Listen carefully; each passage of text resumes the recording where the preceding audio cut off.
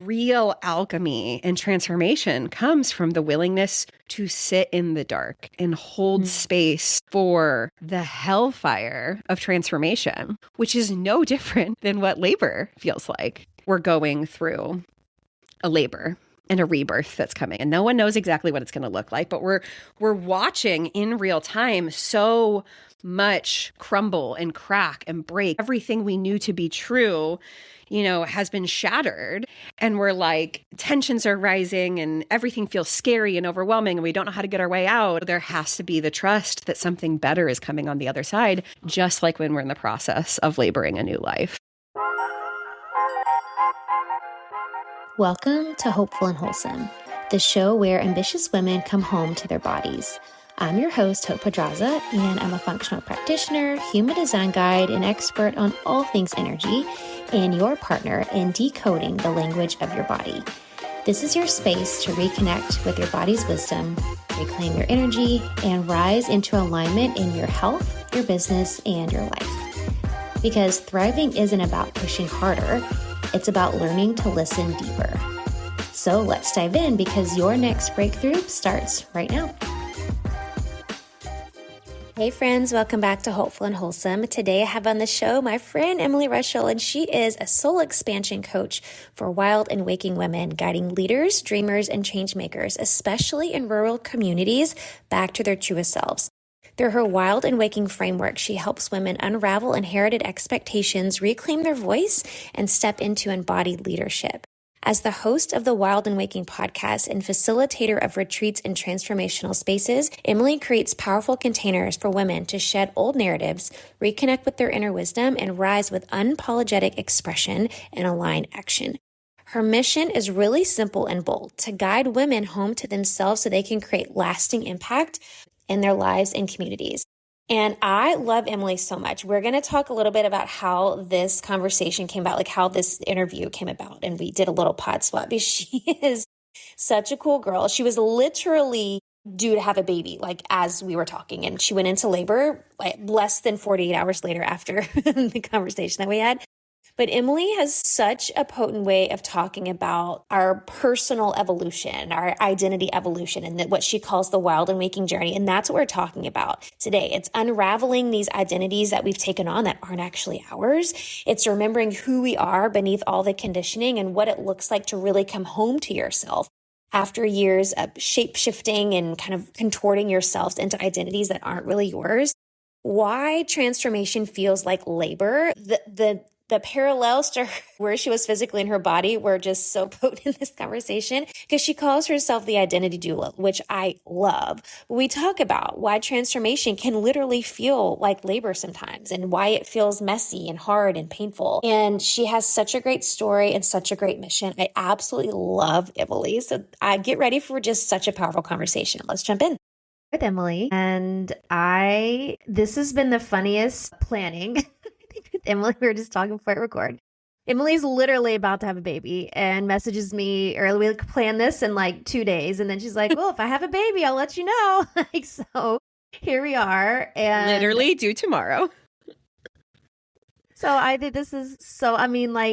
asked her when we were chatting, I said, what's your design type, human design type? Because I already knew in my head. And I'm like, tell me your generator without telling me your generator. Like, oh, we'll try it, see what happens. Like, we'll do it tomorrow.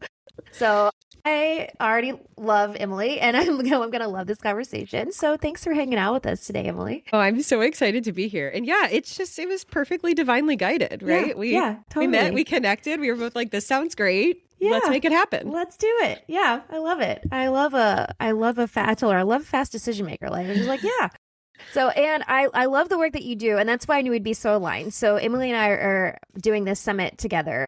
I'm always looking for, really insightful conversations I can bring to the show. And I love the work that you do. And I want to talk, we're going to talk about identity today. And that's where I want to lead it, because your work is so in alignment with the work that I do in different capacities. So I love that we're so aligned. And I know that you have shifted your work from talking, goals and habits and that kind of thing to this deep identity work. And that's kind of been for you, like your own transformation journey. You understand like this is the root of like the transformation we're all looking for. It's not about the habits and the goal setting and all this. It's the identity work. So I would love to know like what that shift was for you. Like what was the catalyst where you had this realization like, hey, the habits and the goals, like this ain't the thing. Yeah. Okay. I think I'm even going to rewind a little bit further back to the beginning of my journey, because I think a lot of women listening will identify with it. In 2019 or so, having this moment of realization, actually postpartum with my second daughter, of like, wow, I have everything I've ever wanted and so much more. Why am I so miserable, right? I'm pouring every ounce of myself into trying to be a good mom, trying to be a good wife, trying to be a good employee, trying to be good. Why am I angry and like low key dead inside? Like there's got to be more to life than this. And so that basically initiated a health journey turned personal growth journey, going from being the opposite of a runner to a half marathoner, and just like understanding the agency I had over being able to not only change my life, but really create my reality. It's not that I had never been, goal-oriented or action-oriented, but it was so much of like following someone else's checklist of like, here's exactly what you're supposed to do in order to be successful and live happily ever after. Amen. Like I did that. I got married. I had kids. I had a career. I had another career. I bought land, I had done it all. And so this was the first time I was really like, how do I want to feel on a day-to-day basis? How do I want to move through the world? And so that really opened the door to this understanding of personal growth and development, which led me to looking around. I live in a town of 42 people in the middle of nowhere. Yeah, we're like 45 minutes from the grocery store. Very small rural farming community. My husband's a farmer. And I love our life here. Like I walk out my back patio and I see fields and trees and wide open skies and stars at night. Like it's magical, right? But there's this narrative of like, oh, this is just kind of how life is. If you want to do something big and beautiful in the world, you got to go somewhere else. And I'm like, no, I don't want that. I want to raise my kids here and also create a life of intention and meaning and purpose that's just lighting my soul on fire. And so my first access point into that was just understanding the basics of goal setting and habits. I started sharing online to try to connect with other women who lived in small towns and rural communities like the ones that I do, who were thinking about these things. Because it's so easy when we are on a journey to be like, am I an alien? Am I the only person who's thinking about this? And I think that's true no matter where you live, right? And so fast forward, jumped headfirst into the world of entrepreneurship and really coaching women in small towns and rural communities through building habits, and achieving goals, very much from this mindset of like, bring your dreams to life, which was such a beautiful season. And then as I got deeper into this journey, facilitating masterminds and retreats and really sitting in the depths with women who were brilliant and so beautiful and passionate and like had all of these deeply impactful world-changing ideas. And I kept seeing these like underlying threads of what we would call imposter syndrome or self-doubt or needing clarity and confidence or, drowning in other people's expectations. And it just kind of opened up this whole, I can't even say rabbit hole, like domino effect of rabbit holes of being like, why do we feel this way specifically as women? And I just kind of started pulling on threads that started presenting themselves of like how our worldviews are shaped. And then that leads to our identity and like, what are the stories that we have been told and inherited and conditioned with over time, not necessarily all with bad intentions, although sometimes, but, from our family of origin, from our school, from our teachers, from our religious upbringing, right? From our communities. And how does that shape the way that we interact with ourselves and the world around us, right? Especially looking at the past 6 years as an accelerator in, understanding culture and politics and religion. And like, what are all of these layers that play into the way that we move through the world and the way that we understand the world was really where I started taking apart these pieces of identity evolution and what does it mean to expand and step into the unknown and unravel these old stories that we've been told, everything from really big things to the stories that we tell ourselves about ourselves. And then that kind of led even deeper into like remembering who we are in the absence of that, both who we were as little girls and also from a societal level, like who we were before the onset of the patriarchy and the rise of religion and capitalism and colonialism. Like all of this is all kind of intertangled, like all of these seemingly disconnected disciplines all affect the way that we experience the world today. And so then that's kind of led through this reclamation process of really getting to choose, who am I? What stories do I want to continue living into? Where do I want to expand and get curious and evolve? And then ultimately, how am I rising with that into the kind of leader and world changer that I know so many of us are born here to be?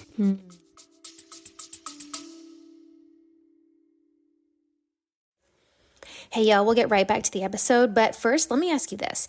You've built a vision that others admire. And you've built something that you're really proud of. But behind the scenes, your body feels like it's lagging behind. It just can't quite catch up to your brilliance and your mission that you have. That late night second wind, the foggy mornings, the hormone shifts, the endless push and forcing. You can't strategize your way out of that. And you already know you don't need more supplements. You don't need another supplement stack. You also don't need another side hustle disguised as self-care, because nobody wants to have their health as a side hustle. This is about recalibrating your entire ecosystem. And that's why I created the Quantum Reset, a premium 3-month high-touch healing experience for visionary women who are ready to feel as powerful in their bodies as they do in their business. Inside, we decode your nervous system, your minerals, your hormones. We read your labs like the sacred text that it is, so we have actual answers. And then we pair that with deep energetic recalibration, subconscious release. We use gene keys, we use human design, and true embodied healing. This isn't about fixing burnout, because that's not what we're doing here. This is about becoming the woman whose body is powerful, whose body is completely electric, whose energy, clarity, radiance finally matches the size of her mission. If you know your success isn't meant to cost you your vitality, and you're ready for a science-backed, spirit-led reset, then the Quantum Reset is your invitation. So check the link in the show notes or send me a message on Instagram, and let's bring your body back online with your brilliance. Now, let's get back to the show. That's so good. That's so good. And I love the part that you bring in about you live in this tiny town that it's like, where a lot of people would see that as like a hindrance or like a roadblock of, well, I can't do this big thing I want to do because I live in this tiny town. But I mean, really, in the world of the information age, we're just one click away from connecting with the entire world. So I think that's, there's that. But I love that you've kind of flipped that idea on its head. Like, no, I can be a rule breaker and a world changer and all the things. And one of the term that I love that I wanted to touch on that you use is the identity doula. Like, I love that term that you use. And because you talk about how transformation can feel like labor. Like, you think about a doula, like what a doula is. And I love that because I think this is really what holds so many women back from being as big and bold and authentic as they are designed to be. Is this because it's not like you have this awakening like you had and it's like, oh, rainbows and unicorns and butterflies and everything's great. And now I'm great. And I'm, life is great and and I'm enlightened and I'm this, so it's not like that. And I think that when we have these awakening moments and then lives and we're like, well, what the heck? I thought I had changed and I thought I had, right? So I love this idea of identity doula. So can you talk about that? Why does transformation often feel like labor? And I love this metaphor and why it feels so hard sometimes. Yeah, I love that you bring that up because this has recently been something that has dropped in. And obviously, I am literally anticipating labor. I am gestating. And so I think that just intuitively is how this has all come together. But seeing the parallels between really the psychological warfare I've been under with prodromal labor for the last 6 weeks and just like how brutal and messy that anticipation is and like the preparing and then, laboring itself is brutal. And even when it's beautiful and there's so much purpose in it and like it's going to be so incredible on the other side and you like logically have all of these outcomes and expectations. When you are in it, it is intense. And sometimes it can be really amazing. And sometimes it's like, this feels like hell. I feel like I'm dying. I don't know how I'm ever going to get through this. This is going to last forever. I can't do this anymore, right? We start like looking around like, how can I make this better? And I started noticing the parallels between that and the women that I was working very intimately with who were going through this journey that I called the wild and waking journey as they're unraveling and they're remembering and they're trying to put these pieces together. Like you said, we expect we have this like awakening. And then the next day we're just like, and I'm different. Yeah. And it's so great. And sometimes it feels like that, but especially when you're going through a deep identity evolution, whether it's changing careers, whether it's rewiring your belief system, whether it's like really coming home to yourself, doing deep soul level work, there are moments, these like glimmers that you're like, oh, this is so exciting. This is going to be so meaningful. This is like, feels like someone turning the lights on. And there are also moments where you're like, I am in the pits of hell. Yeah. Am I ever going to get through this? Like, everybody hates me. Like, I don't know what's up from down. I don't know what I believe anymore. Everything feels so conflicting. I don't know where to go next. Can someone just give me the checklist? Right. And I think about, when I was doing therapy for the first time in like 2022, I remember asking my therapist, like, this is so fucking hard. Like, are people who are less self-aware happier? Because I hate this. And she was like, maybe I don't want to be self-aware. Right? Exactly. Like, this is terrible. And she said, yes, there is some truth to that ignorance is bliss.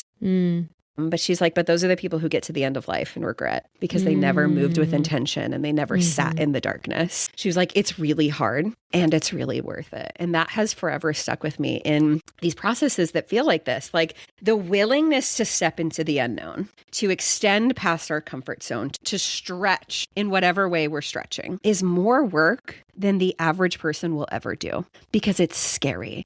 And it's visceral, means sitting in the dark. And for so many of us, especially as women, we have been deeply conditioned to smile and be happy and manage everyone else's emotions and put on this front and like always be getting better and doing beautiful, wonderful things. But like real alchemy and transformation comes from the willingness to sit in the dark and hold space for the hellfire of transformation, which is no different than what labor feels like. And it's interesting because I there's those two parallels. And then I also feel like on this collective level, we're going through a labor and a rebirth that's coming. And no one knows exactly what it's going to look like, but we're watching in real time so much crumble and crack and break, and everything we knew to be true, has been shattered.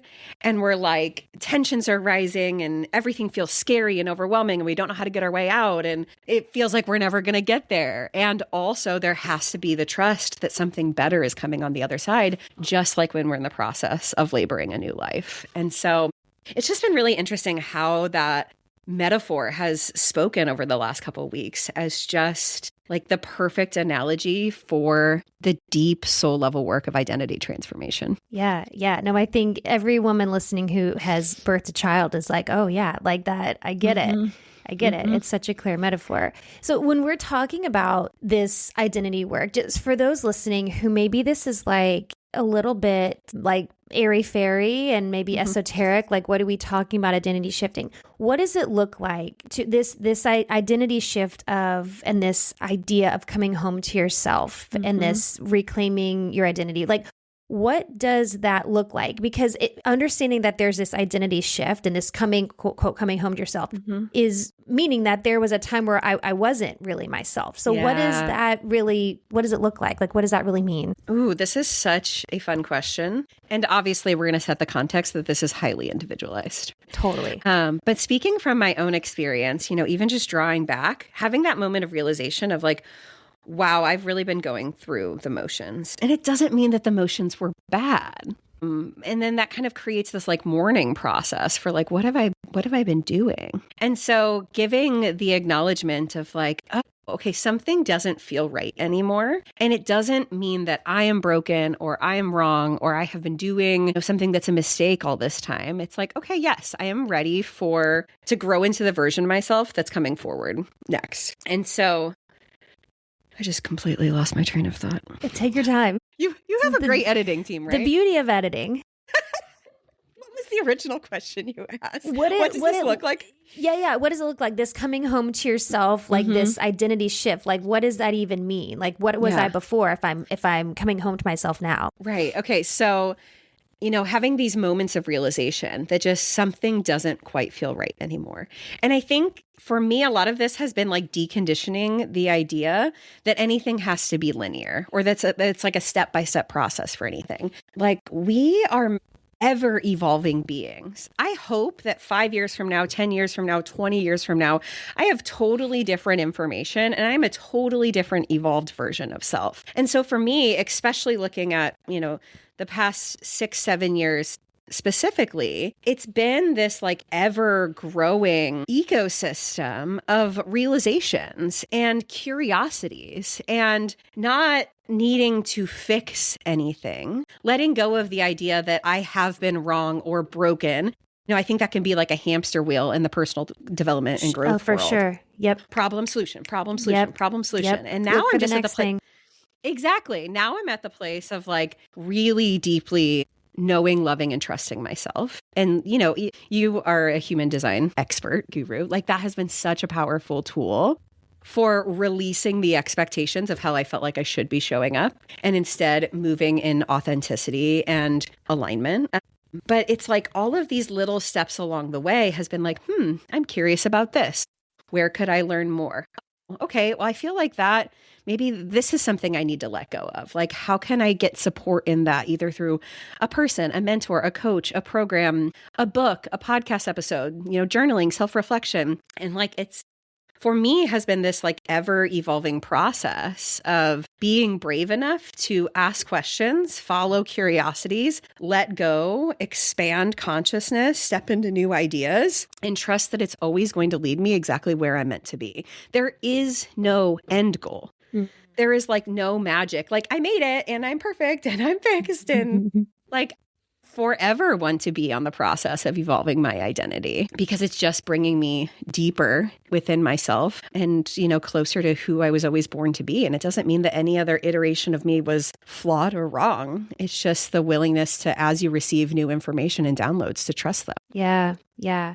I think that's the piece. There's a few things that were coming through when you were talking about that, because I think that's a huge sign. Like what you just said there is it's like when you have that realization that there's no like end destination to this. Like I want to keep growing. Like I want to keep evolving. Like I think that's a bigger realization than we talk about, because I think that is like, that's the peak of self-awareness where you understand that this is not like this journey with an end destination when I go through the finish line. Like this is a constant process. And because when you can let go of needing a specific outcome, that's when there's growth and evolution. Like I think we stop ourselves so often from that constant growth and evolution. We think there is this destination, this end goal, and it kind of cuts us off, right? Cuts us off from that growth. And I always like to acknowledge, like, of course we feel that way. Sure, for any of us who grew up in the general public school system, right? Here's the unit, here's the test, here's the rubric, here's the checklist, right? Here's the next step. Here's the degree. Here's what you need to do to get there. And then we move into the workforce. And here's your SMART goals. And here's your outcomes. And here's exactly what you need to do in order to be successful. Here's what you're held accountable to. And then we like also live into all these other unspoken rules and checklists on what it means to be a good mom and what we see online, or what it means to follow the rules of this like thing that you're a part of. And so, of course, we are used to this rubric or measuring stick. And so part of my journey has been removing the need to have the destination or to have the exact steps, and like being willing to trust that every step on the journey is getting me somewhere, even if it doesn't make sense at the time. Yeah. For sure. It's like leading 100%. With curiosity instead of like... I was just about to say that. Yes, that's exactly it. I was jotting that down when you said that, because that I think that's the big difference, is leading with curiosity versus like this like energy of fixing or achieving or accomplishing or reaching. It's the curiosity. I think that's the big shift. And so much for me in the willingness to do that has also been unpacking and understanding the addiction that I had to approval and achievement and accolades as a means of defining my self-worth. Yep. Like if I do these things, then I can be loved. Then I will be loved. Then I will be liked. Then I will be accepted. Then I will be enough. And so a huge part of the process for me in this coming home journey has been building the relationship with myself. Like if every woman genuinely knew, love, and trusted herself, we'd be having a different set of conversations. Yeah.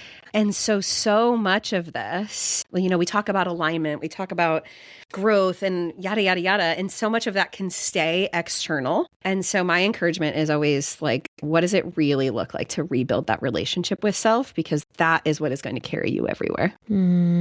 That's good. Yeah, and I think, it's funny, we're going this direction because I was doing some brainstorming on this idea that is being currently downloaded. It's not done yet, but I was working on that earlier, doing some brainstorming. And I think so often we think, or we can feel like, I know as a self-aware woman, like, okay, I know there's this journey I'm supposed to take. And a lot of times what can stop some women for what exactly you just said is this work, tying your worth to all these other things. And also, when you have a family and people who are relying on you, it can kind of like, okay, well, I want to focus on this growth, but then I have these other people to take care of.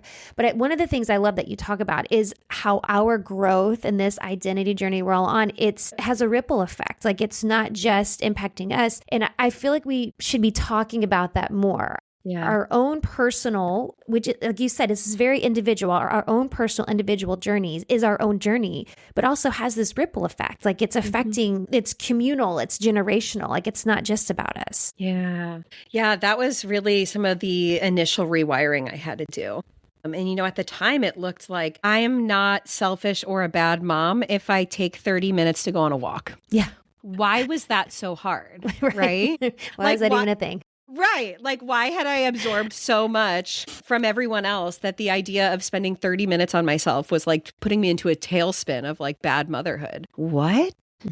Right. And so often we do that, like you see like memes online and stuff that are like, oh, my kids have like all of the nicest, newest clothes and I'm still wearing the bra I had from college. And I'm like, no, buy a new bra. Right. And of course we, as moms, as women who care about the people around us, we want to make sure they are provided for and taken care of. That's not what I'm talking about here. I am talking about like this constant self-sacrifice that we put on pedestals for moms and for women. How many obituaries or eulogies have you heard where you're like, she was so selfless. She gave everything to the church and to her family and to this. Like, fuck that. Don't say that about me. Like, I want to give generously to the people and the causes and the things that I care about from a place of overflow because I am so nourished. I am so taken care of. I am so secure and loved in who I am that I have overfill to give. Yeah.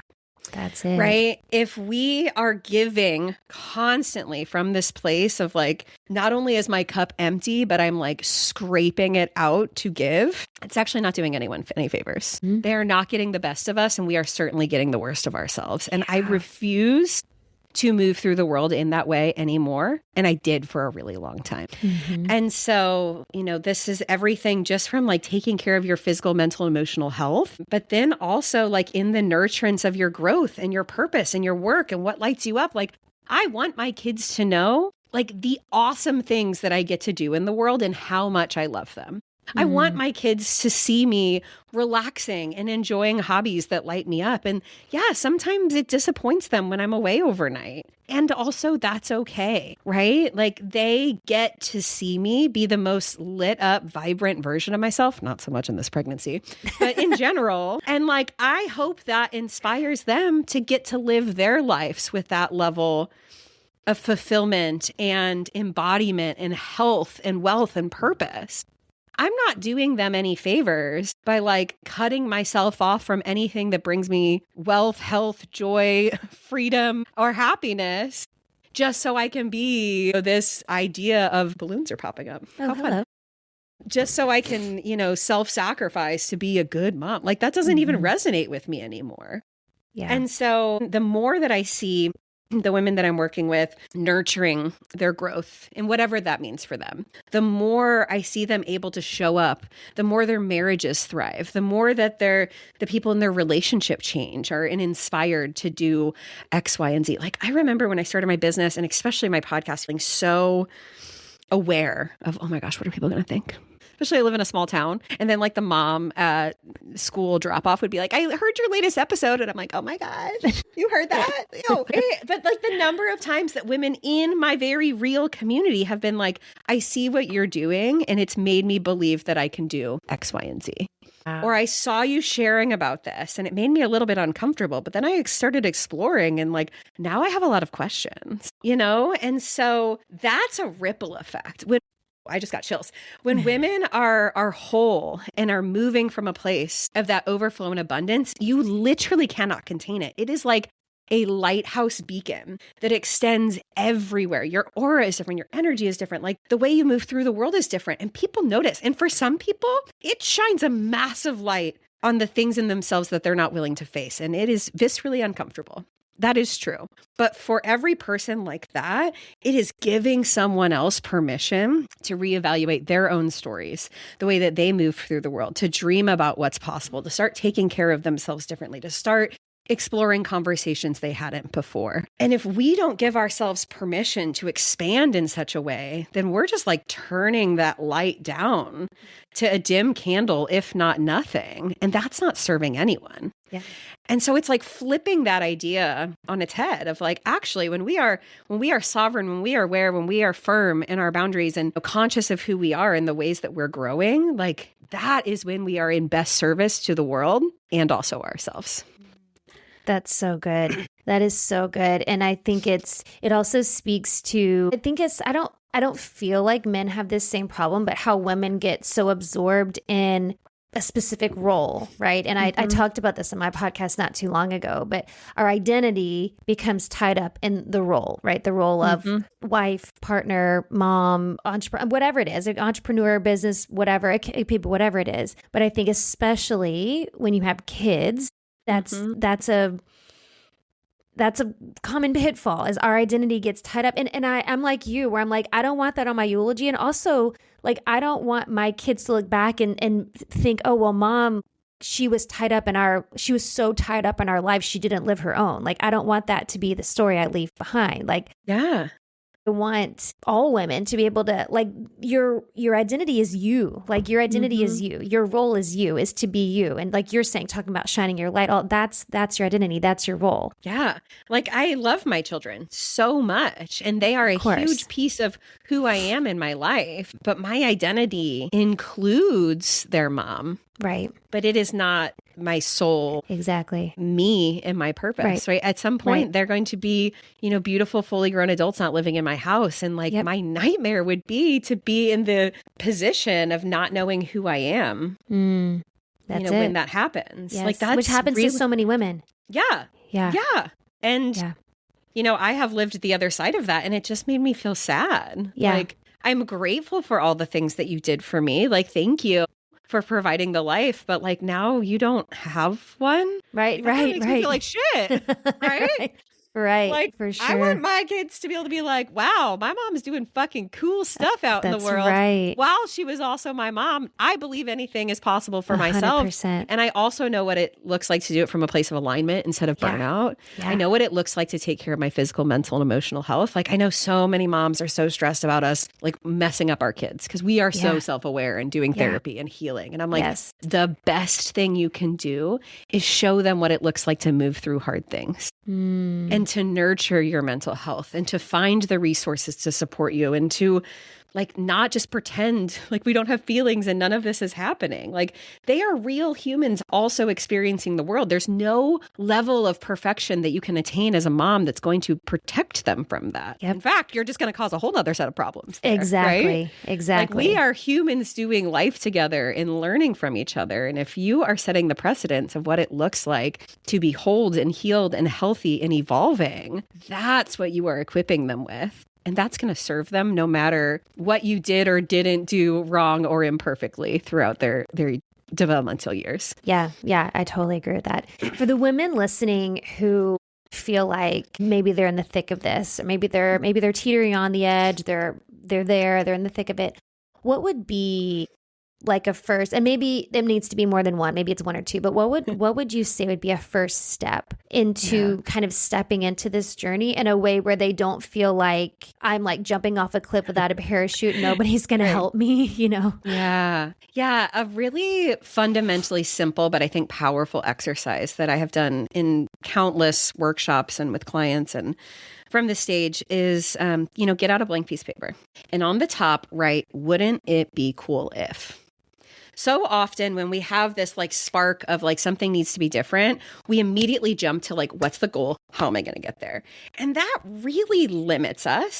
And also usually comes attached with a lot of things that we absorbed from someone else. Well, I saw someone else write the book, so maybe if I do that, then I'll be happy. If I had $1 million, we just like are using the measuring stick still. So I want to just like completely remove the pressure. And I want you to set a timer for like 8 or 10 minutes and continuously respond to the prompt, wouldn't it be cool if? Like if you could wave a magic wand with any level of audacity, what would you love to be true about your life? And you can think about it in like, if I woke up tomorrow and this was true, you can be like little old lady in the rocking chair looking back on my life. What would I love to be true?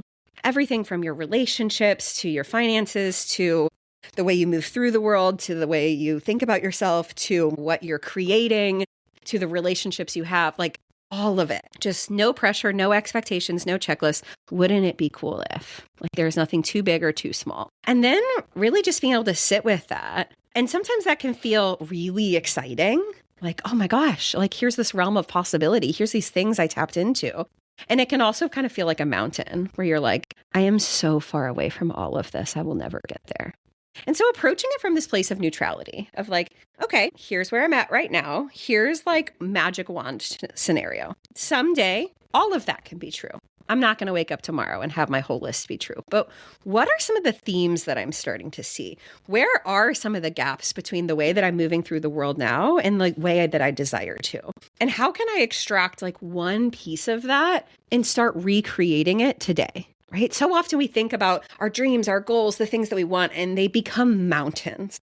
And it's true. Like it might be really, really far away, but maybe there are pieces of it like, oh, I just want to feel happy. I want to feel more joy. Okay, well, like, can you do something this afternoon that makes you feel a little bit of happy and a little bit of joy? Maybe there's a wealth component. Could you listen to a podcast episode that helps you kind of like understand your money mindset and how you want to start rewiring it, right? Like, oh, I want to feel deeply connected with my kids. Okay, like, can you carve out 15 minutes to do something to foster that connection? Like, so often the things that we want are actually rooted in the way that we want to feel.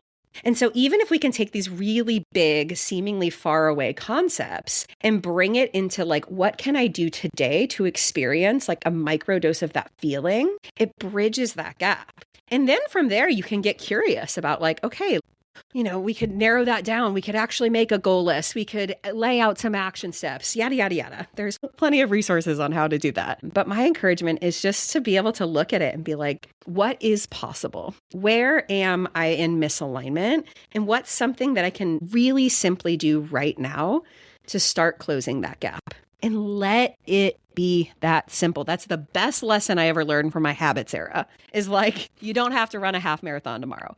Yeah. Put on your shoes and go walk for 5 minutes, right? Yeah. And that it's shocking how much we can actually transform our realities through little tiny micro changes that feel completely insignificant in the moment. But then 6 months later, you look back and you're like, am I in the same brain?